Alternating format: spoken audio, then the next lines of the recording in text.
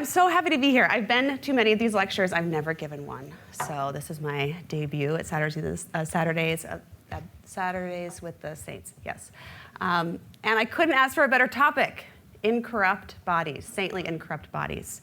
I have some very fun and interesting tidbits to share with you today.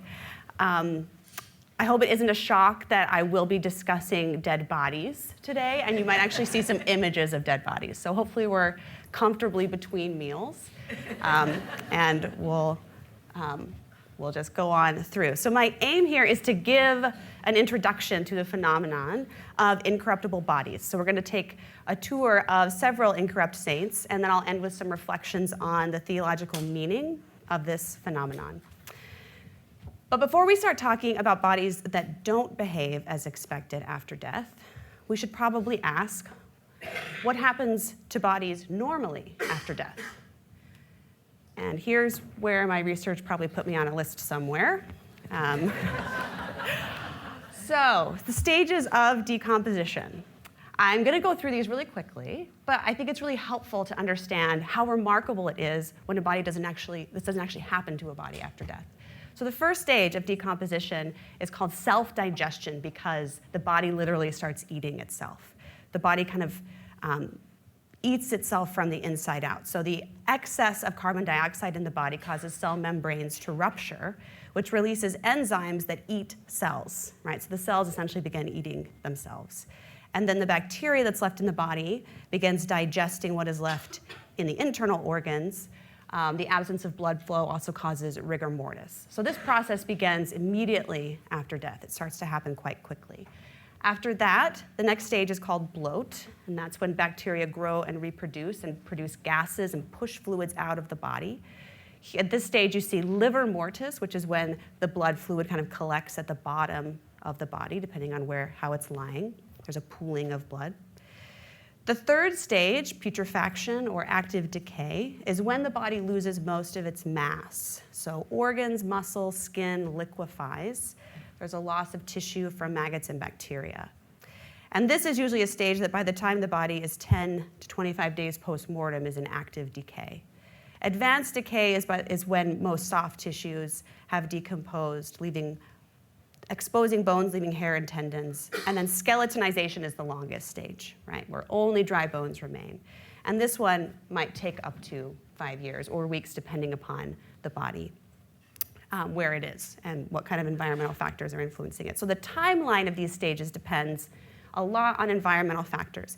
But in general, a body begins to liquefy about a month after death, although a buried body in a coffin might take years to fully become a skeleton.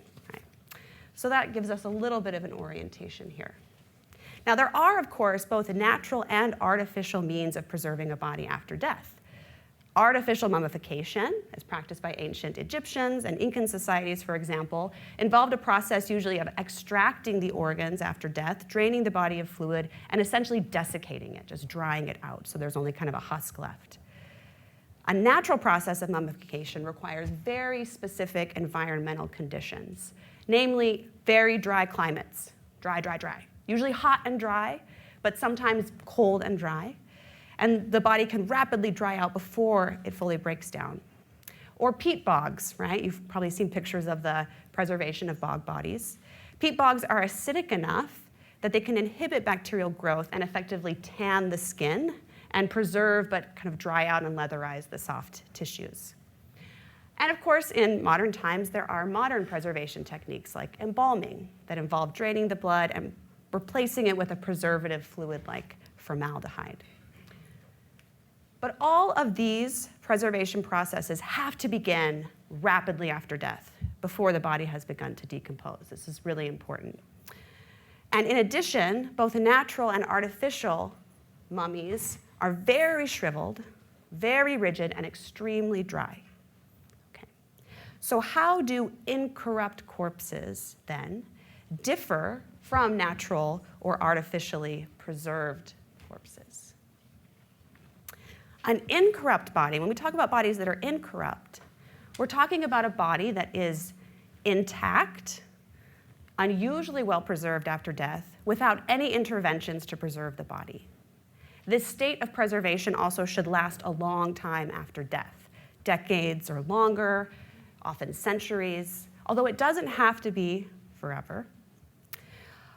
There's a lack of foul odor, and sometimes even a presence of a very beautiful or wonderful odor, which is called the odor of sanctity or osmogenesia. There are no signs of putrefaction or the kind of liquefying of the body. And flexibility, this is interesting. Flexibility seems to be, especially when you look at Pope Benedict, Roman numerals, 14th writings on incorruptibility. He wrote this treatise on the saints and had 2 chapters on incorruptibility. And one of the things that he highlights is flexibility, some kind of flexibility in the joints, maybe the skin.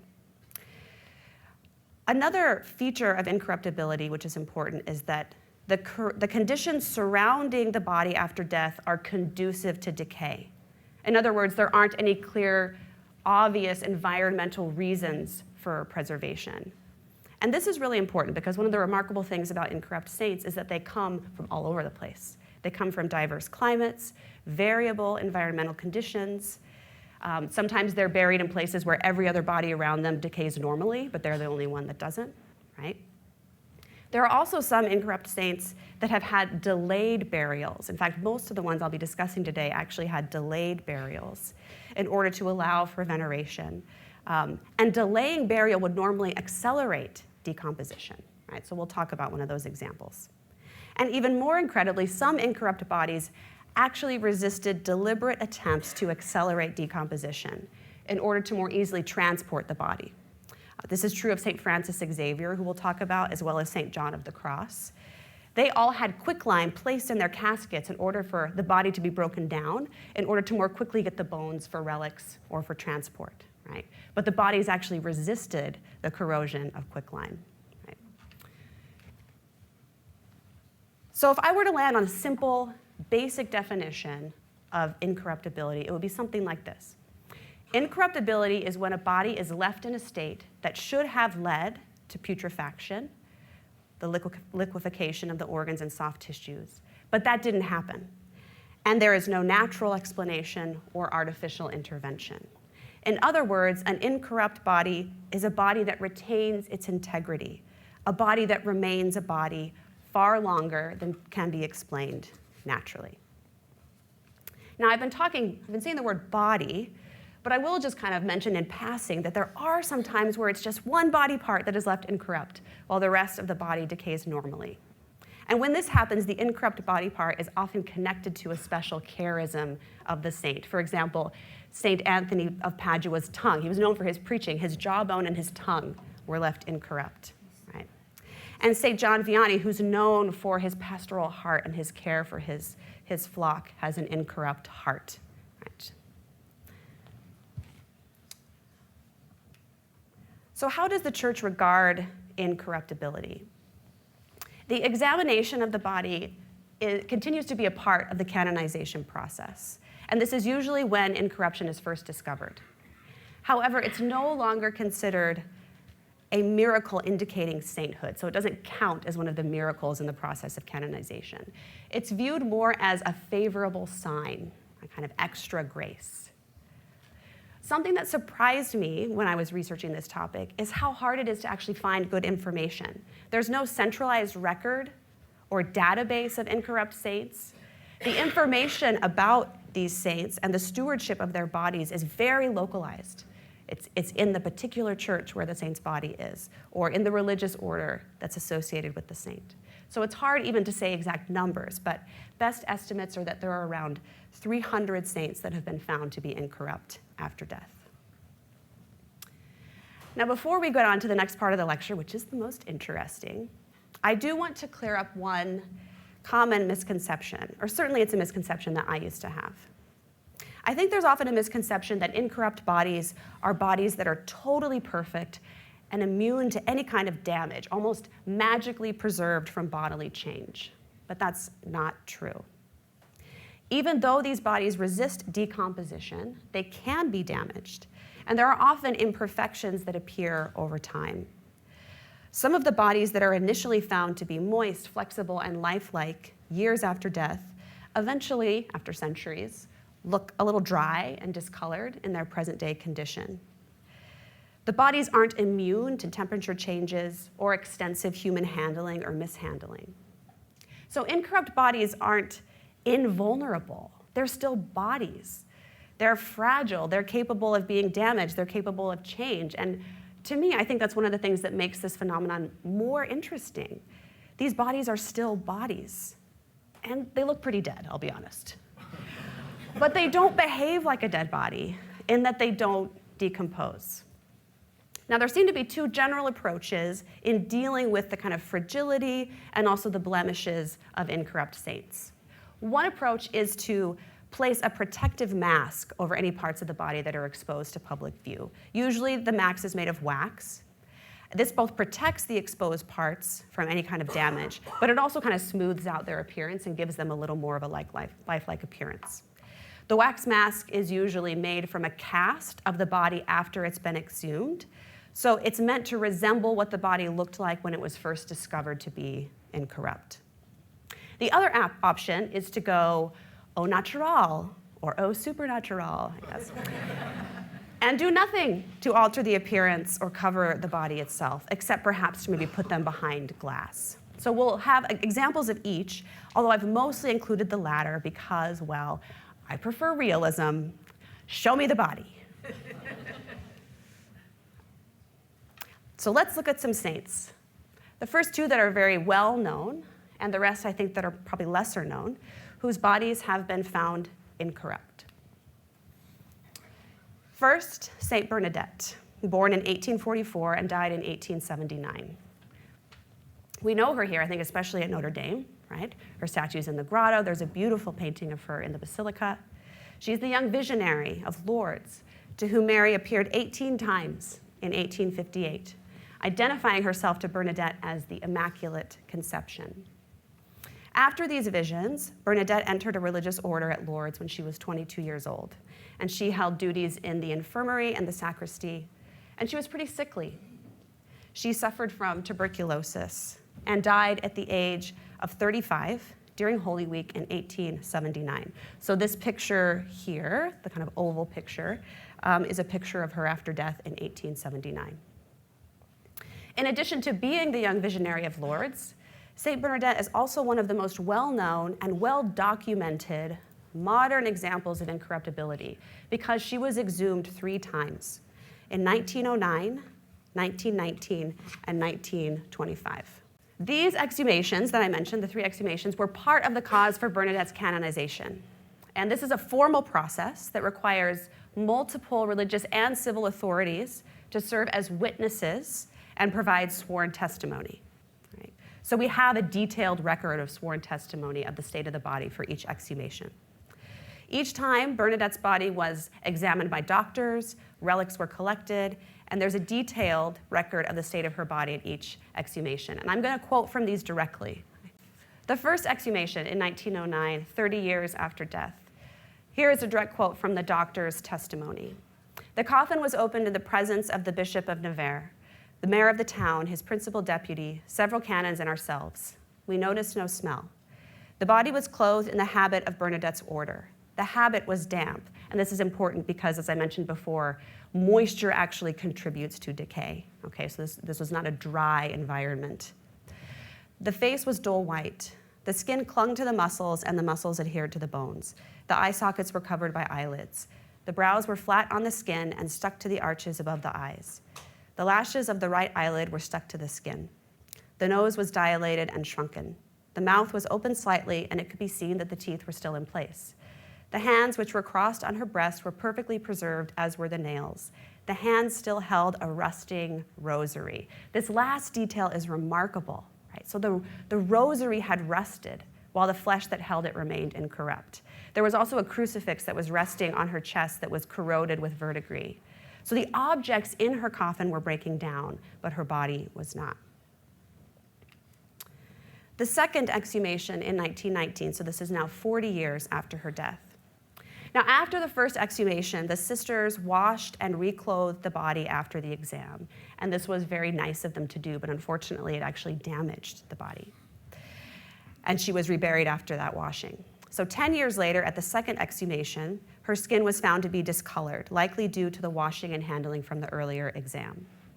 At this exhumation, they examined her organs. Quote, "I noticed there was a resistant hard mass in the thorax, which was the liver covered by the diaphragm.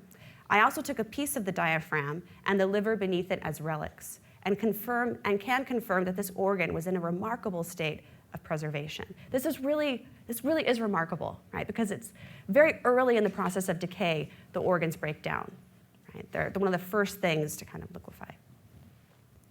I also removed the 2 patella bones to which the skin clung and which were covered with more clinging calcium matter. Finally, I removed muscle fragments right and left from the outsides of the thighs. These muscles were in a very good state of preservation and did not seem to have putrefied at all. From this examination, I conclude that the body of the Venerable Bernadette is intact, the skeleton is complete. The skeleton is complete, the muscles have atrophied but are well preserved. Only the skin, which has shriveled, seems to have suffered from the effects of damp in the coffin. It has taken on a grayish tinge and is covered with patches of mildew and quite a large number of crystals and calcium salts. But the body does not seem to have putrefied, nor has any decomposition of the cadaver set in, although this would be expected and normal after such a long period in a vault hollowed out of the earth. The third and final exhumation was in 1925, 46 years after her death, and this is what the doctor observed and recorded.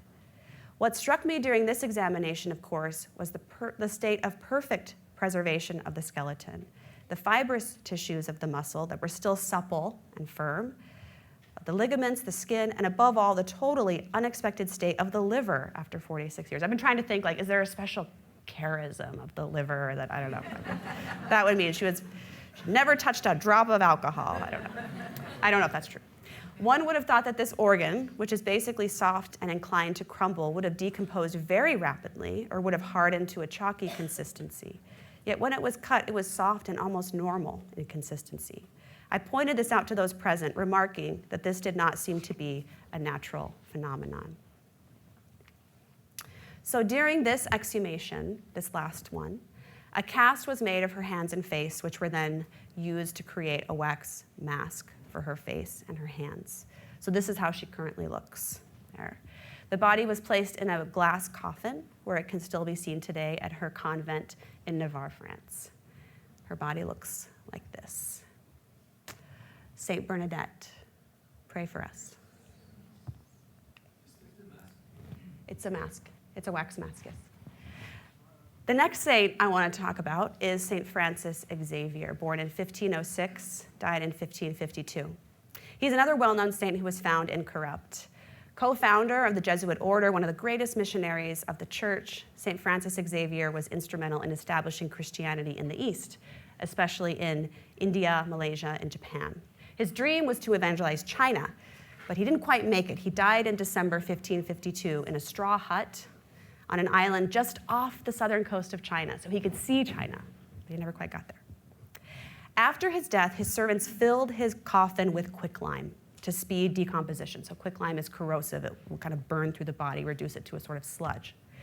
This was for 2 reasons. It was much easier to transport his body if it was just bones, and also they wanted to be able to use the bones as potential relics. They were really into relics at this time, as we shall see, which I think is cool.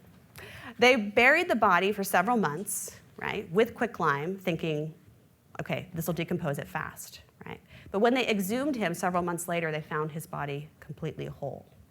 And they wanted to transport the body, and the captain was like, you can't bring a dead body on my ship, right?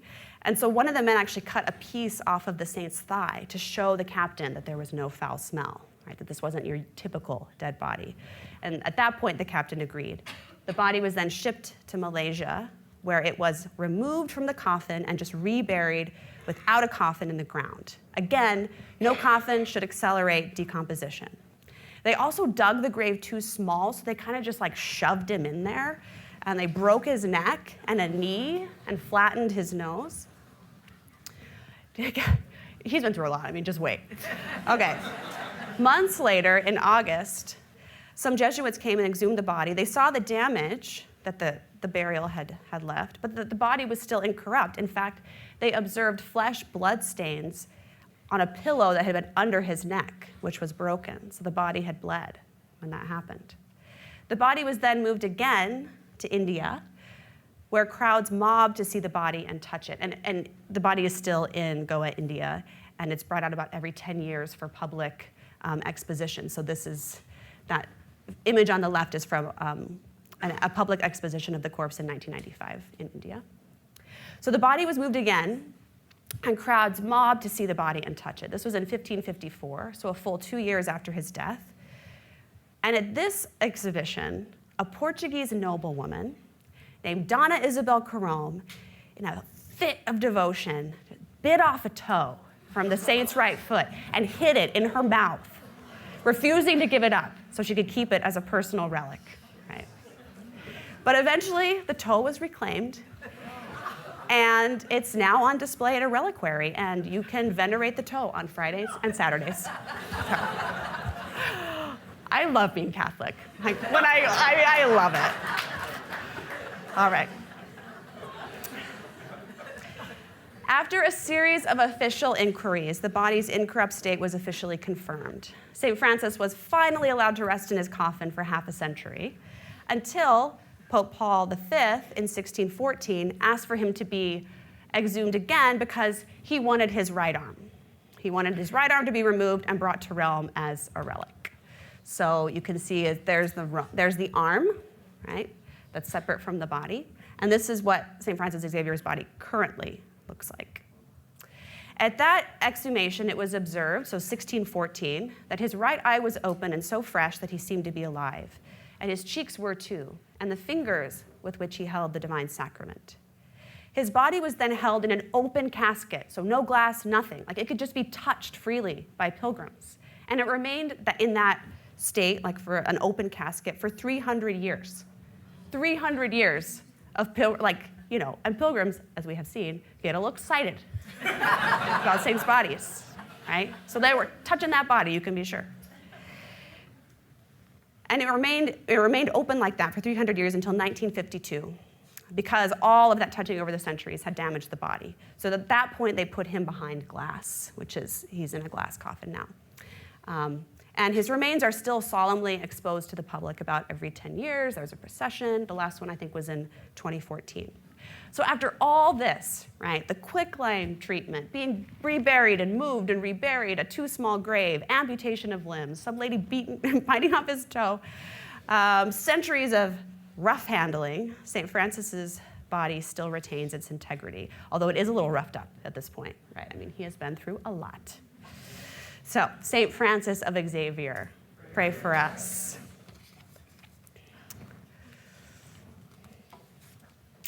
The next saint, maybe not quite as well known to you, is St. Catherine of Bologna. Born in 1413, died in 1463. St. Catherine was born into a wealthy, noble family, but rejected the courtly life and many suitors to join the poor Clares. She had many mystical visions. She wrote a treatise called The Seven Spiritual Weapons. This treatise describes her own struggles with doubt, vocational uncertainty, and temptation, and how to overcome these with God's help. She was also an artist, so that image of the Virgin and Child is her art. Right? She made that in her breviary. And she eventually established a convent in Bologna, where she served as abbess until her death in 1463. She was buried without a coffin, which is kind of according to the rules of her order. And there is eyewitness testimony that the body after death gave off a sweet fragrance, the smell of violets, as it was lowered into the grave. And that fragrance was still emanating from the grave 18 days after burial. So at that point, they got permission to exhume the body and found that it had not begun to decay at all. Now, burial without a coffin, especially in the humid subtropical climate of Bologna, Italy, should have accelerated decomposition. After even 18 days, she should have been in the active decay or putrefaction stage, but there was no sign of decay. After the body was examined by doctors and religious authorities, it was enclosed in a crypt for a few months, but then it was exhumed again and never reburied. Right? So she has not been reburied since 1463. The body was kept on a stretcher. So her sisters kept the body just on a stretcher in the cell where she used to live, right? And then if the faithful asked to see her body, they would kind of bring her out on a stretcher for people to see and venerate and put her back. 12 years after her death, she was still so flexible and supple that they could place her body easily in the sitting position, which she still currently holds, as you can see. She was placed at that point in a special chapel, but not enclosed in glass, right? So easily accessible to pilgrims who could kiss and touch her body. So for over 4.5 centuries, she was completely in the open, right? In unregulated temperature. She was inside, but this is, pre-air conditioning, regulated temperatures. Again, in a humid climate without any kind of protective covering. And she stayed that way until 1953, when she was finally put behind glass. Because of the long centuries of exposure to candles and oil lamps that were around her body, her skin has darkened. You can see her hands there on the crucifix and her breviary, I think. The skin has darkened. But she's still in incredibly amazing shape for a body that has basically been sitting out in the open for almost 500 years. 500 years, isn't that amazing? Look, you can still see her little face. St. Catherine of Bologna, pray for us. The next saint I want to talk about is St. Teresa Margaret of the Sacred Heart. She was born in 1747, died in 1770. So she's currently 254 years post-mortem. St. Teresa Margaret entered the Discalced Carmelite convent in Florence at 17. She advanced rapidly in holiness, but then died unexpectedly and suddenly at the age of 22. She was in seemingly perfect health when she was suddenly struck with severe intestinal pain and quickly developed gangrene. So her body kind of started to decompose while she was still alive. She died on March 7th, 1770. The gangrenous condition of her body seemed at first to hasten decomposition. Her body was discolored and bloated. It definitely seems to have begun the decomposition process. So they actually went to bury her quickly, right? Normally there would be time for vigil, her body would be out for a while, but they went, we gotta bury this body quickly, it's already breaking down. So after a short vigil, they took her body down to the crypt, but once they got her down there, they noticed that her discoloration seemed to be improving. So they opted to just wait a little bit. They postponed the burial. 2 days after her death, her physical appearance was restored. Her skin was back to her normal color. 4 days after her death, her body had regained its normal size and shape. Her limbs were pliable, and there was a delightful odor coming from her body. In other words, the decomposition process seems to have reversed, right? And this is remarkable. Most of the saints, every other incorrupt saint I read about, the decomposition process just never really began. But with St. Teresa Margaret, it began, but then it was reversed. 15 days after her death, the body's still unburied at this point. She's never been buried. The archbishop comes to see her body along with 4 surgeons, and they find the body completely incorrupt, although the eyes have become a little sunken. And by then she was excreting, even more so, this wonderful smell, this odor of sanctity. The archbishop noticed a little moisture under her lip, and he touched it and smelled it, and it was the glorious smell, the odor of sanctity. And he was so moved that he wept. At that point, she was buried. But 13 years later, in 1783, they exhumed her body to move it to a drier location in the monastery, and they found the body to be still incorrupt. The body was exhumed and examined a 3rd time in 1805. This is 35 years after death. And here is how the examining physician described the body. Healthy flesh color, somewhat dry, but nevertheless surprisingly elastic and pliable, even in the soft parts between the ribs and the groin. The color of the hair on the head livid and fresh, that of the eyebrows golden blonde with the appearance of life in it. The wound made in the right foot by the surgeon that bled her is still visible, but it's healed and of good color, right? So bloodletting, right? They practice bloodletting as part of her treatment for her illness, but it had healed after death. So this is what she looks like there. She's behind a grill, but that's what her body looks like currently, 254 years after death.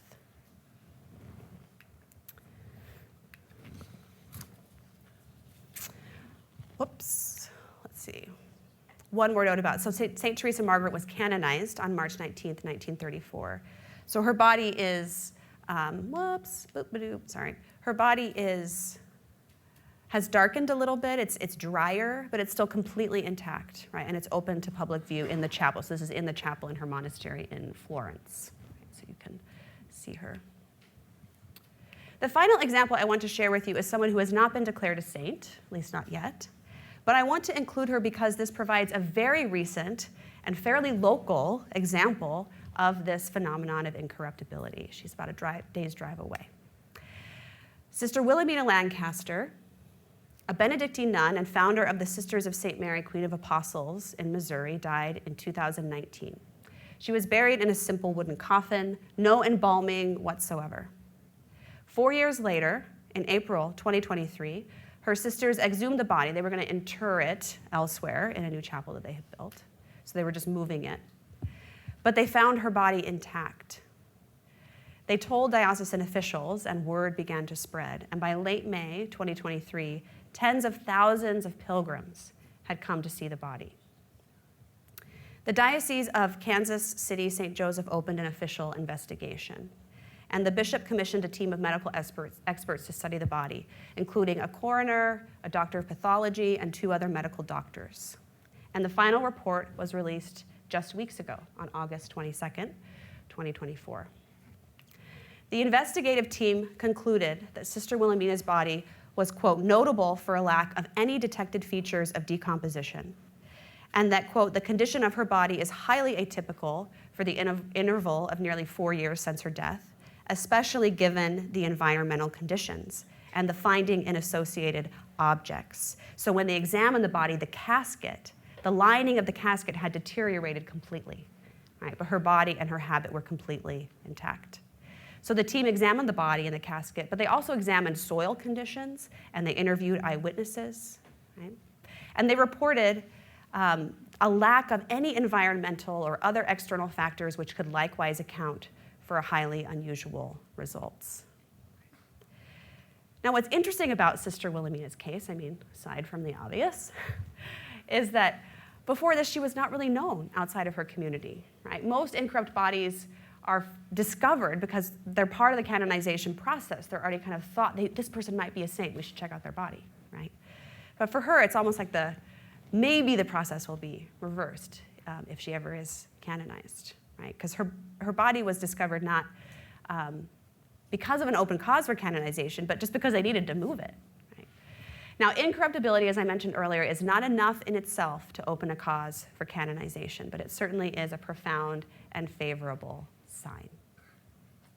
But a sign of what exactly?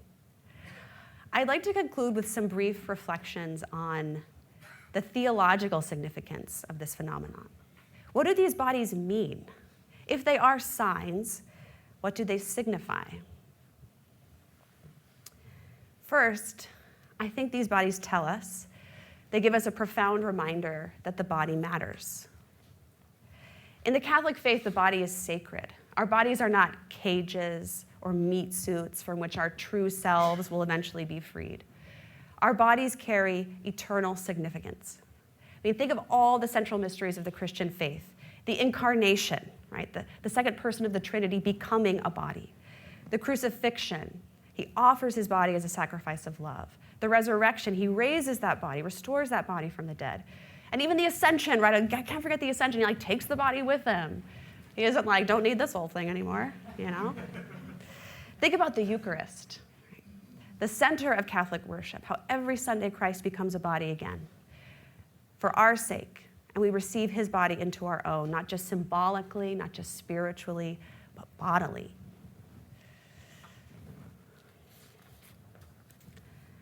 All these mysteries that I've just described depend upon an understanding of human nature as a union of the spiritual and the corporeal. The Catechism describes this profound union this way, quote, "Spirit and matter in man are not 2 natures united, but rather their union forms a single nature." These bodies then counter 2 common but flawed narratives about human nature in our time. First, the error of materialism, that we are only bodies, we are only matter, and after death we cease to exist.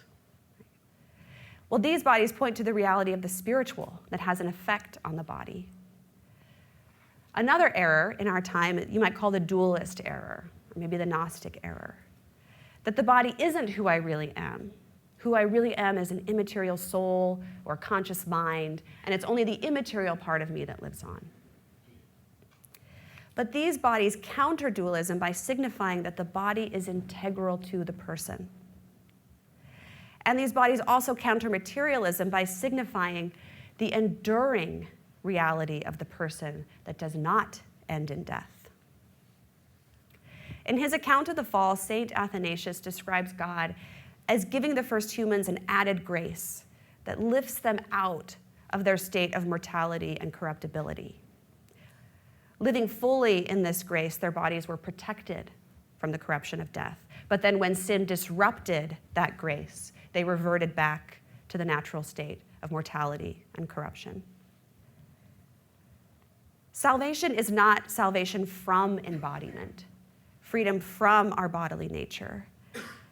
In the Catholic understanding, salvation is a restoration and elevation of our bodies through the supernatural effects of grace. So for Athanasius, that's what salvation is. Right? To be restored in God's favor, in God's grace, actually lifts us out of that state of mortality and corruption. So God doesn't just come to save us from sin, God comes to save us from death, because those two things are connected. These bodies then also signify that grace affects the whole person, our entire nature, body and soul. And these bodies are a sign of that restoration, but not a fulfillment, right? I mean, the bodies, after all, are dead, right? They're still prone to damage, they're fragile. But I think that their resistance to total decay, to their resistance to the total dissolution of the body is it's like an echo of grace, this echo of supernatural grace that continues to reverberate through the body due to a life of profound union with God. These bodies, as partially resistant to the effects of death, are a sign that anticipates the complete restoration of the body, the complete healing and elevation of our nature, the complete conquest of death, which is fulfilled in the resurrection. That is the sign, the favorable sign of these incorrupt bodies. One last little thought. Who is this sign for? When I first heard about incorruptibility, I was in college, actually. I was in college at a Protestant school. I was at the lunch table, which is when you talk about these sorts of things. And someone mentioned the idea of incorrupt saints, and my first thought was, there's no way that can be real. Because if that was real, everyone would believe, right? So it can't be real, right? But what's the flaw in my logic? Okay. If incorrupt saints are real, everyone would believe. Not everyone believes, therefore incorrupt saints can't be real, okay? The flaw is in the first premise. Because the incorruptibles are a sign, I think, that is only intelligible to those who are already open to the mystery. After all, who flocked to see Sister Wilhelmina? Who flocked to see the dead nun who did not decay? Not the skeptics, the faithful, the ones who already see through the eyes of faith. And I think this is important because I think sometimes we think, why doesn't God show off more? Like, why doesn't God do more, like fancy parlor tricks to convince the non-believer? Like, come on, like part the Red Sea or something, right? Why doesn't God perform more miracles to make people believe? But that overlooks the fact that it takes a posture of faith to even be open to the sign, to be open, to be able to recognize the miraculous when it occurs. If from the outset one has foreclosed the possibility of miracles, well, then you won't see them when they do occur. Now, I'm not saying here that we should be overly credulous. Right? I love that my tradition tests apparent miracles to see if there is a natural explanation. Right? That kind of skepticism is healthy because it actually allows the truly miraculous to be revealed. But my point, I guess, is simply this. There are present-day miracles. There's one right there in Missouri, right? We live in an age, though, that is blind to the miraculous. So when God does show off, it's often only the faithful who recognize it. So the sign is for us. May the Lord help us to see it. Thank you.